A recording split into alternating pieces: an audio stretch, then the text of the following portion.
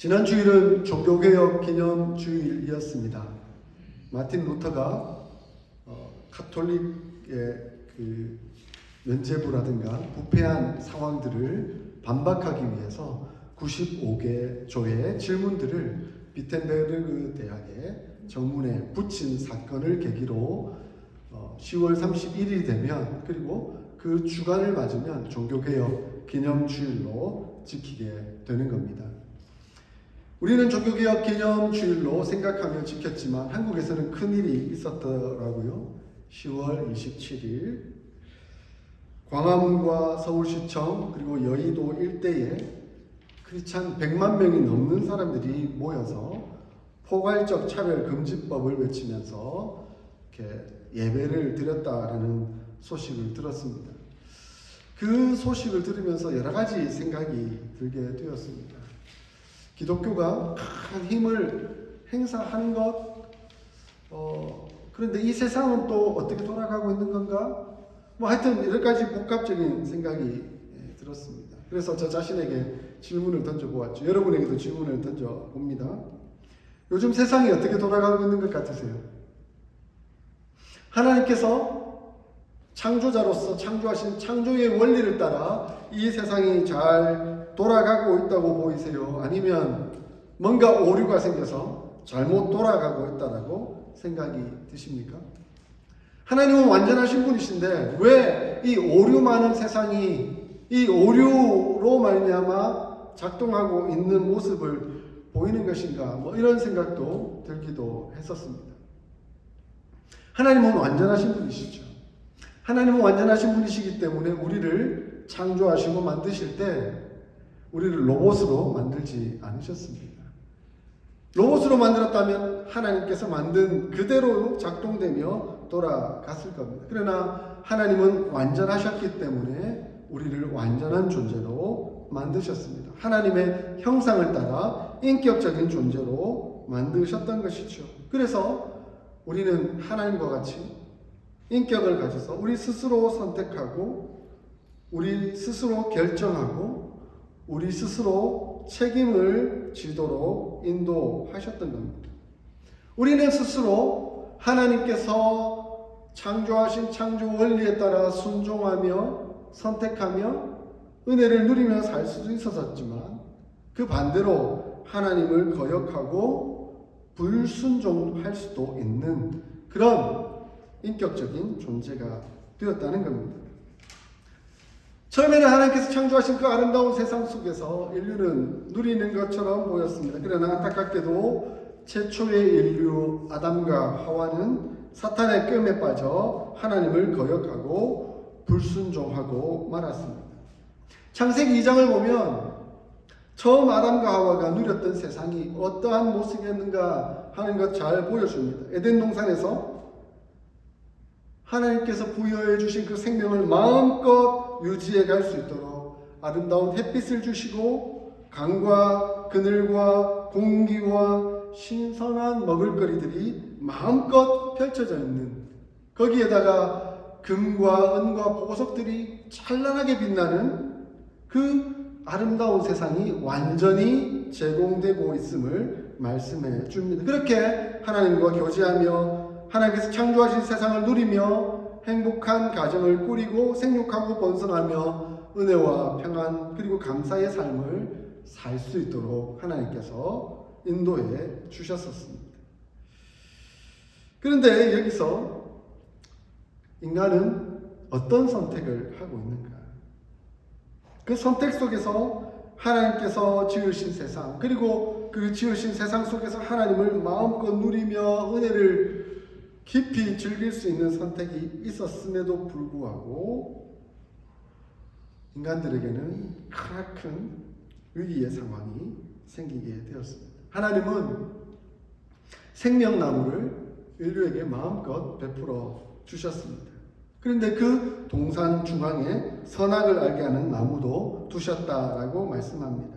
그 선악을 알게 하는 나무는 하나님을, 그리고 하나님께서 원하시는 뜻을, 하나님의 말씀을 선택하는 중요한 도구가 되었습니다.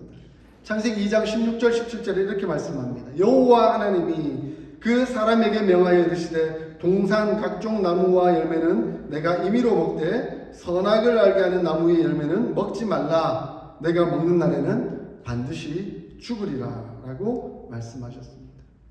하나님은 그 땅 모두에 우리 인류가 마음껏 평안하게 기쁨으로 살아갈 수 있도록 생명나무를 허락해 주셨습니다.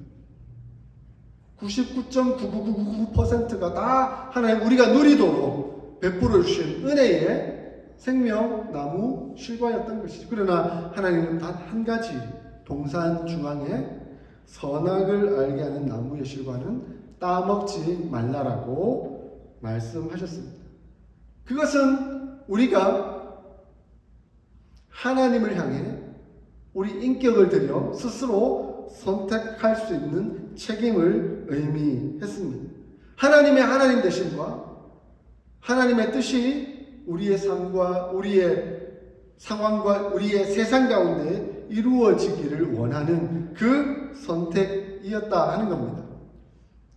그런데 안타깝게도 아담과 하와는 선악을 알게 하는 나무의 실과를 따먹지 말라라는 하나님의 말씀을 어기고 그것을 먹고 말았습니다. 그 결과 하나님과의 관계는 단절되고 말았고 인간 스스로가 하나님이 되어 자기 마음대로 선악을 판단하게 되고 자기 소견에 옳은 대로 결정하는 결과에 이르고 마는 겁니다. 그러니 자연스럽게 사람과의 관계도 파괴된 겁니다. 자기가 다 자기 소견에 옳은 대로 생각을 하니까 의견이 맞지 않으면 그 관계는 파괴되고 마는 것이죠. 그렇게 타락이 왔습니다. 그 타락이 오니까 세상도 바뀌고 말았습니다. 본래 하나님께서 창조하신 세상은 참 아름답고 귀하고 하나님 보시기에 좋았더라라고 말씀했는데 이제 그 세상이 타락하고 나니 이 세상은 완전히 바뀌고 말았던 것이죠. 이 타락한 세상이 오니 그 결과가 어떻게 바뀌었는지 사도 바울은 로마서를 통해 우리에게 말씀해 주고 있습니다. 첫째는 하나님을 버리고 우상들을 신으로 섬기는 일들이 발생했다라고 말씀합니다. 하나님을 알되 하나님을 영화롭게도 아니하며 감사하지도 아니하고 오히려 그 생각이 허망하여지며 미련한 마음이 어두워졌나니 스스로 지혜 있다 하나 어리석게 되어 썩어지지 아니하는 하나님의 영광을 썩어질 사람과 새와 짐승과 기어다니는 동물 모양의 우상으로 바꾸었느니라. 그러므로 하나님께서 그들의 마음의 정욕대로 더러움을 내버려 두사 그들의 몸을 서로 욕되게 하게 하셨으니 이는 그들이 하나님의 진리를 거짓으로 바꾸고 피조물을 조물주보다 더 경배하고 섬김이라.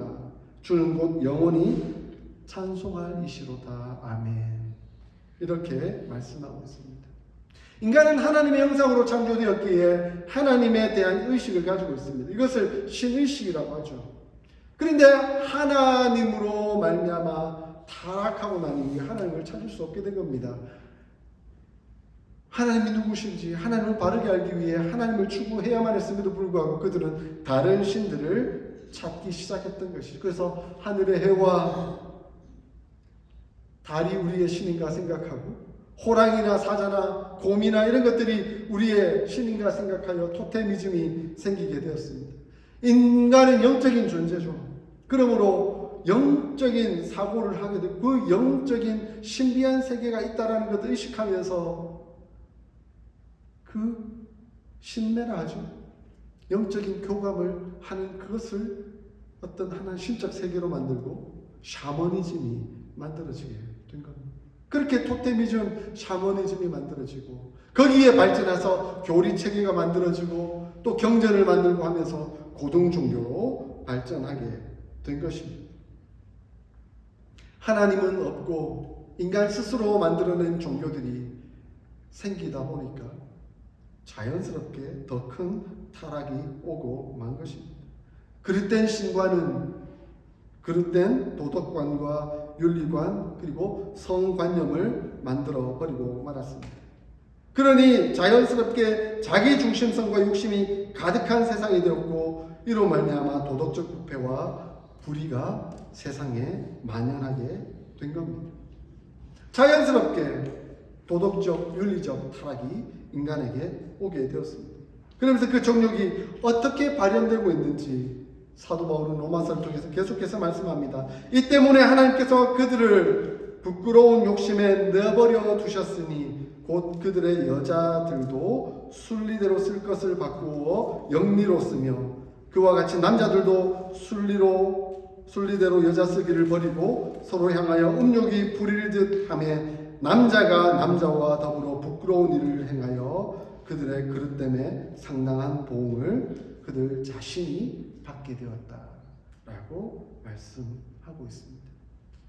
하나님을 잃어버리고 엉뚱한 신을 만나고 엉뚱한 신을 찾다 보니까 이 도덕관념도 완전히 무너져서 자기 쾌락에 좋은 대로 남자가 남자를 여자가 여자를 그렇게 살아가며 그 속에서 쾌락을 누리는 안타까운 세상이 열리고 말았다라고 말씀해 주고 있습니다. 하나님이 본래 창조하신 창조 섭리에 따라 성과 가족과 사회의 그 아름다운 질서가 무너져 버리고 각자 개인의 취향과 존중이라는 철저한 인간 중심의 사회로 바뀌어 버리고 말았다라고 성경은 우리에게 말씀해 주고 있습니다. 지난주 한국교회에서 모였던 포괄적 차별 금지법이라는 것을 제가 이렇게 저렇게 쭉 찾아보고 또 연구를 해보니까 이게 참 통과되면 한국 사회가 참 골치 아파지겠구나 하는 생각이 들었었습니다. 교회가 그리고 하나님 말씀이 우리에게 가르치는 가정이 완전히 무너질 수도 있겠구나 하는 안타까운 마음이 들었습니다. 그래서 100만 명 이상의 크리스찬들이 모여서 그렇게 우리의 목소리를 높이고 있는 것은 아닌지 생각이 들었습니다. 이미 통과된 여러 나라들이 있더라고요. 이미 미국도 이 포괄적 차별금지법이 통과되었습니다. 제가 그 예들을 찾아보니까 참 재밌는 예가 여러 가지 많더라고요. 캘리포니아에서 이런 일이 있었더라고요. 한인타운에 사우나가 있는데 한 남자가 여장을 하고 와서 나는 여자니까 여탕에 들어가겠다라고 하는 겁니다. 근데 업주는 들여보내 줄 수가 없다고 하니까 그러면 당신은 차별금지법을 어기는 것이다. 내가 신고하겠다라고 하는 겁니다. 그래서 업주는 들여보낼 수밖에 없었던 겁니다. 근데 그 사람이 여탕에 들어갔는데 남자인 거예요. 큰 충격을 받았습니다. 그 안에 있는 사람들이. 그게 자녀들도 있었다라고 하는데 여성들과 아이들이 큰 충격을 받고 그런데 법적으로 어떻게 할 수가 없는 형편과 상황에 놓여져 버렸다라고 얘기를 하는 겁니다. 콜로라도주의 한 제과점 신실한 크리스천이신 잭 필립스라는 사장님이 자기 제과점에 케이크를 이렇게 예쁘게 잘 만들어서 파는데 한 날은 동성 결혼을 하는 커플이 와서 우리가 결혼하는데 케이크를 만들어 달라고 요청을 했습니다. 그런데 이 잭 필립스 분은 나는 신실한 크리스찬이고 나의 신앙 양심상 동성 결혼은 허용되지 않으니 내가 그 케이크를 만들어 드릴 수는 없겠습니다. 다른 제과점에 가서 만들어 달라고 요청하십시오 라고 정중히 말씀드렸다고 합니다. 그런데 그 사람들이 이 차별금지법으로 이 잭 필립스 씨를 고발해서 지금 12년 넘게 소송을 당하고 있다고 합니다. 법정 투쟁을 계속 하고 있는 안타까운 형편에 있는 상황이 되었다고 합니다. 자기는 케이크를 만들지 않을 자유를 실행한 건데 남의 자유를 침해했다라고 고발을 당해서 계속 법적으로 소송당하며 고통당하는 이런 안타까운 일들이 지금 벌어지고 있다는 얘기를 듣고 있습니다. 그리고 캘리포니아의 한인 부모들이 캘리포니아에 있지 않고 이 텍사스로 많이 넘어온다고 하더라고요. 캘리포니아에서 자녀를 학교를 보냈는데 학교에서 네 성은 네가 결정할 수 있어 라고 말을 하고 가르치고 있다는 거예요. 그런데 부모가 너는 남자야 너는 여자야 그래서 하나님이 이렇게 창조하신 지어주신 그런 성루로 기쁘게 자라가면 되라고 부모는 가르치고 싶은데 그렇게 못 가르치게 하고 있다는 거예요.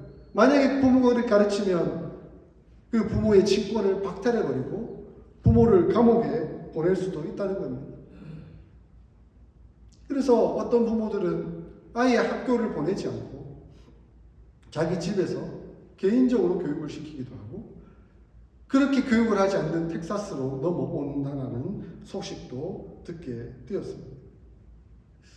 자칫 세상법이 하나님의 창조 섭리와 원리를 이렇게 무너뜨릴 수도 있겠구나 하는 경각심을 갖게 됩니다. 이런 것들을 살피며 우리는 이 세상이 지금 어떻게 흘러가고 있는지 하는 것들을 주의 깊게 살펴보아야만 합니다.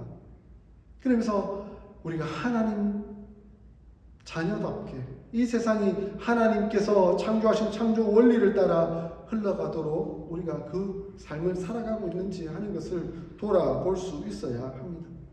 물론 큰 틀에서 우리 크리스천은 이 포괄적 차별금지법을 반대하겠지만 개별적 차별금지법에 대해서는 우리가 좀 깊이 생각해 볼 필요가 있습니다. 남녀 고용평등법이라든가 장애인 차별금지법이라든가 고령자 고용촉진법이라든가 하는 여러 가지 차별받지 말아야 되는 심각한 상황들에 대해서도 우리가 어떻게 대응하고 또 준비하고 있었는가 하는 것들을 좀 돌아보며 생각해 볼 수 있어야 한다는 겁니다.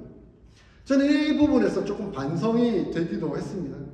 그동안 교회가 세상에서 일어나는 일들에 대해서 그 사회적 이슈들에 대해서 너무 쉽게 이분법적으로 나누어 구분하여 선과 악으로 그리고 옳고 그름으로 분간하여 우리 판단에 맞지 않으면 정죄하고 비판하는 행위들을 너무 쉽게 해오지는 않았는지 돌아보게 되었다는 겁니다.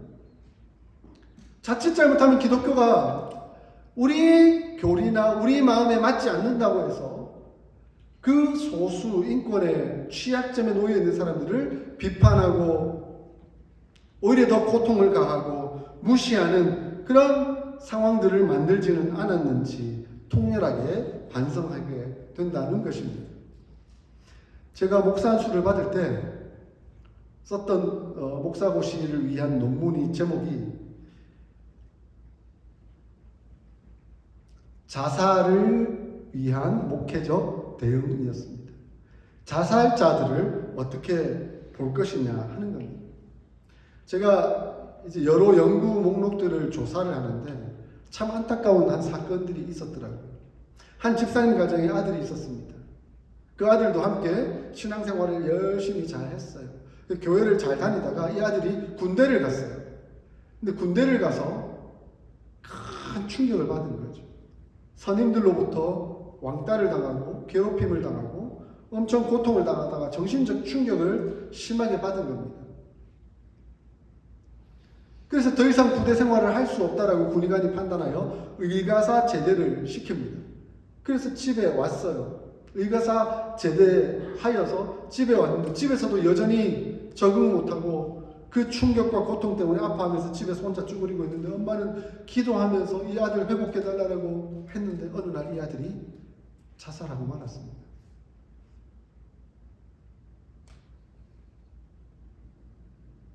부모는 너무 충격이었죠. 자기가 다니는 교회에 가서 목사님, 우리 아들이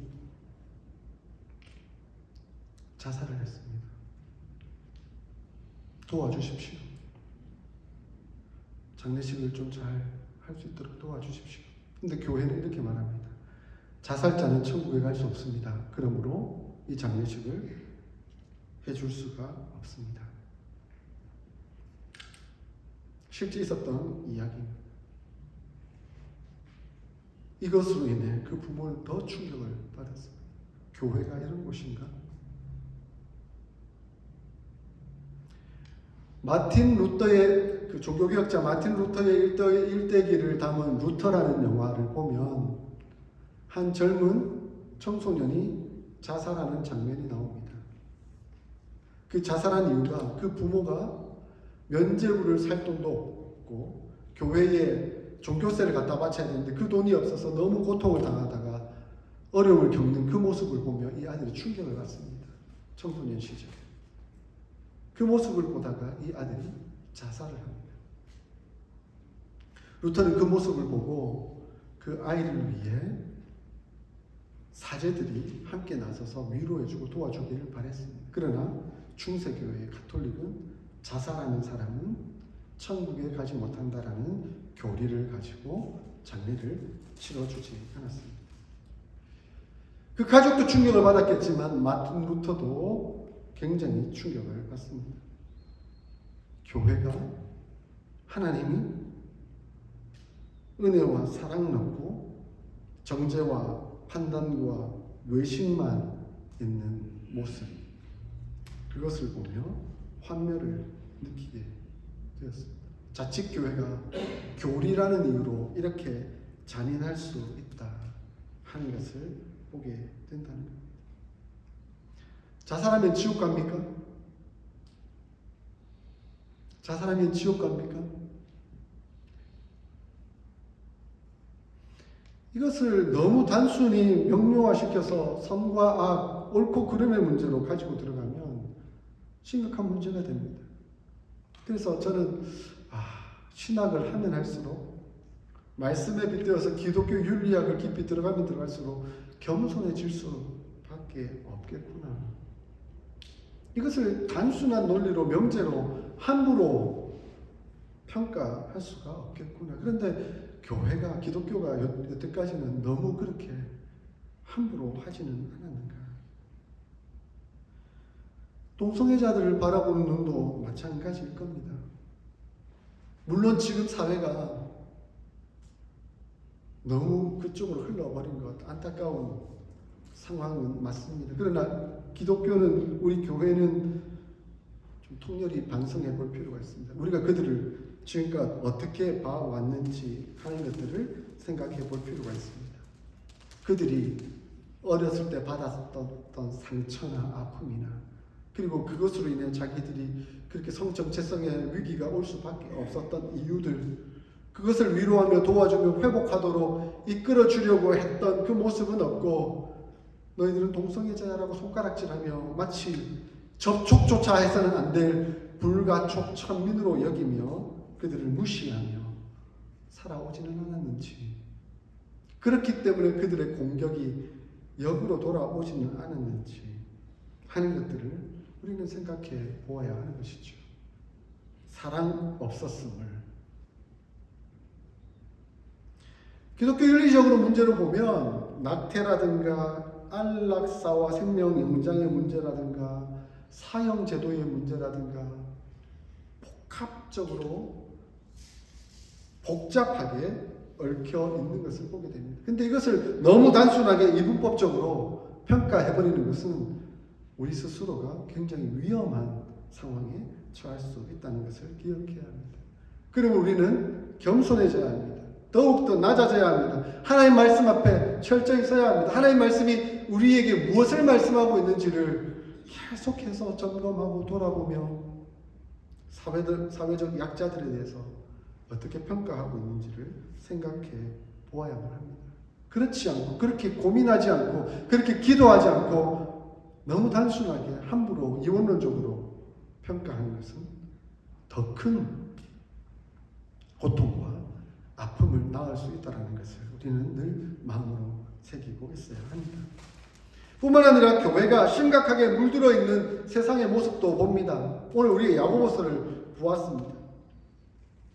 사도 바울은 디모데후서에서 이렇게 말씀합니다. 사람들이 자기를 사랑하고 돈을 사랑하며 자랑하며 교만하여 비방하며 부모를 거역하고 감사하지 아니하며 거룩하지 아니하며 무정하며 원통함을 풀지 아니하며 모함하며 절제하지 못하며 사나우며 선한 것을 좋아하지 아니하며 배신하며 조급하며 자만하여 쾌락을 사랑하기를 하나님 사랑하는 것보다 더하며 경건의 모양은 있으나 경건의 능력은 부인하는 모습이다 라고 지적하고 있습니다. 어쩌면 한국교회가 지금 이런 모습으로 세상을 비판하고 있지는 않는지 돌아볼 필요가 있는 것이죠. 이에 야고보 사도는 본문을 통해서 세상과 벗하지 말라 라고 말씀합니다. 세상이 어떤 모습이냐? 이 야고보서 전체에 나타나는 큰 물줄기 두 가지 부류가 있는데, 하나는 4장 13절에 보면 어떤 도시에 가서 1년을 머물며 장사하는 사람을 말하고 있고, 5장 1절부터 보면 추수한 품꾼에게 삭슬 주지 않는 땅 주인 지주를 말씀하고 있습니다. 당시 부자들을 이야기하고 있는 것이죠.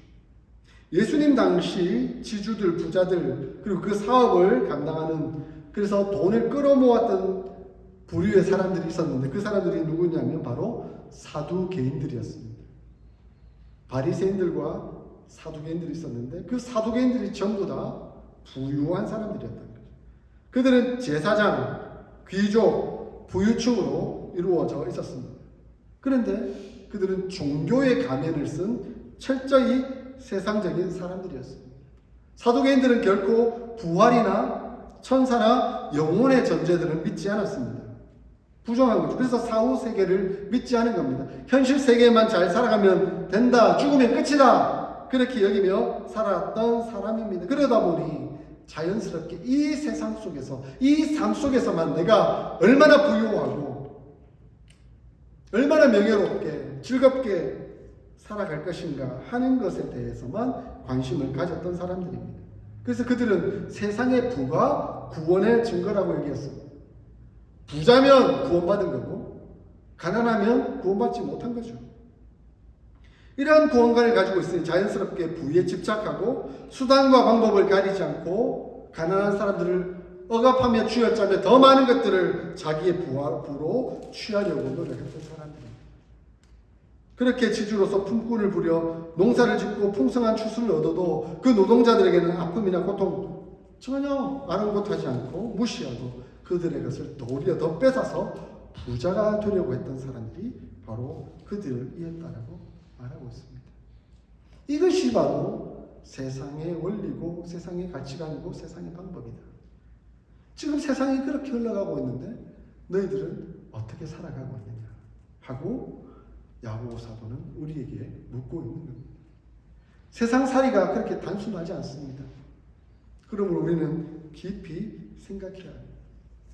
여기서 두 가지가, 야고보 사도는 두 가지를 극단적인 예로 들고 있는데, 하나는 너희도 세상에 물들어서 세상이 원하는 대로 그대로 따라갈 수 있다. 그것을 조심해라. 다른 하나는 그런 세상이 못마땅하기에 마치 열심당원처럼, 가룟 유다처럼 선과 악을 극단으로 나누고 불만을 품어 테러를 저지르는 그 일들을 통해 대항하는 모습으로 나타날 수 있다라고 가르치고 있습니다. 우리는 이 세상을 어떻게 보고 있습니까? 따라가고 있습니까? 아니면 무조건 대항하고 있습니까? 야고보 사도는 이러한 세상 속에서 우리가 취해야 할 경건의 모습과 태도는 무엇인가라고 묻고 있습니다. 그러면서 우리에게 말씀합니다. 세상으로부터 물들지 않도록, 원문으로 보면 오염되지 않도록 자신의 혀를 제갈 물리지 아니하고 자기 마음을 속이면 이 사람의 근거는 헛것이라라고 말씀하고 있습니다. 우리가 이 세상에 대해서 우선은 말을 조심하라라고 야고보 사도는 우리에게 가르치고 있습니다. 말을 조심하라는 말은 무슨 뜻입니까? 신중히 생각하라는 거예요. 감정대로, 생각대로, 나오는 대로 말하지 말고 하나님의 말씀이 우리에게 무엇을 가르치는지, 그 원리가 무엇인지를 깊이 생각하고 연구하고, 그리고 그 결과에 따라서 조심스럽게 말을 하라라고 가르치고 있습니다. 우리 주변의 약자들이 어떤 사람이고 그들의 형편과 상황이 어떠한 것인지 깊이 살피며 그들을 위로하는 말을 해야 되는 것이지, 그들에 대해서 함부로 정죄하고 함부로 판단하지 말아야 된다. 그 말을 조심하라고 가르치고 있습니다. 그것으로부터 우리의 경건은 시작된다라고 말씀하고 있는 것입니다. 그리고 내가 마치 높은 위치에 있는 사람처럼 명령하거나 가르치려고 하는 그러한 말은 하지 않아야 된다. 그리고 우리 주변에 사람들을 돌아보고 고아와 가부와 같은 약자들이 있다라면 그들의 환난이 어떤 것인가, 그들의 아픔이 무엇인가 돌아보며 그들의 필요한 것을 도와주는 것, 그것으로 세상을 대해야 된다라고 말씀하고 있습니다. 사랑하는 어스틴 사랑의 교회 성도 여러분, 우리는 세상에 살아가고 있습니다. 예수님은 말씀하셨습니다. 세상은 날로 악해질 것이다. 실제로 악해져 가고 있습니다. 이 세상을 보면서 우리는 어떻게 살아야 하겠습니까? 우리의 말을 주의하고 하나님의 말씀이 원하시는 것이 무엇인지를 깊이 묵상하고 우리 주변에 있는 가난하고 고통당하며 어려운 사람들을 위로하고 도와주며 회복시키며 그렇게 한 걸음 한 걸음 나아갈 때 우리가 작은 촛불되어 세상을 밝혀갈 수 있다라고 하나님의 말씀은 우리에게 대안을 제시해 주고 있습니다. 폭력으로 우리가 힘을 규합해서 뭐 모은다고 중세시대에 기독교가 권력이었지만 망해버렸지 않습니까? 기독교는 권력이 아닙니다. 기독교는 사랑입니다. 사랑으로 세상을 바꾸어 나갈 때 하나님은 우리를 통해 세상에 빛과 소금을 전해줄 수 있다라고 말씀하고 있습니다. 그래서 우리는 오늘도 말씀, 기도, 회개, 순종의 삶을 살아서 경건한 그 모습, 경건의 모양뿐만 아니라 실제 우리가 경건한 삶을 살아갈 수 있는 저와 여러분들이 다 될 수 있기를 주의 이름으로 축원합니다. 아멘.